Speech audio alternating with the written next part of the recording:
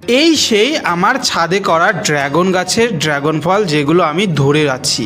এই ফলগুলো কিন্তু পলিনেশনের পরে আজকে 27 দিন বয়স হয়েছে। ফলগুলো মোটামুটি 80% পেকে গেছে। কি সুন্দর কালার আসছে দেখতেই পাচ্ছ। আর আমার গাছের এই গাছের ফলগুলো আগেও বলেছি, আজকেও বলছি, ফলগুলো মোটামুটি 300 গ্রামের উপরেই হয়। আর যে ফলগুলো সবথেকে বেশি বড় হয় সেই ফলগুলো 400 গ্রামের মতো হয়। আর যে কয়েকটি ফল আমি হাত দিয়ে ধরছি আমার এই ছোট্ট মাচায়, তার প্রত্যেকটি ফলই কিন্তু সুন্দর সাইজে হয়েছে। দেখতেই পাচ্ছ এই ফলটি কি সুন্দর সাইজের হয়েছে। এই পর্যন্ত আমি যেসব যত্ন নিয়েছি তার কারণেই কিন্তু এত সুন্দর ফলন হয়েছে।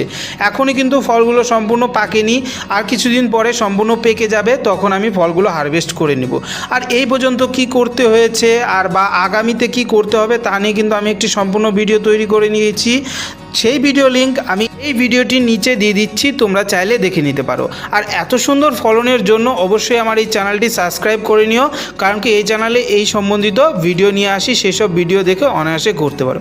ভিডিওটি ভালো লাগলে লাইক, শেয়ার, কমেন্ট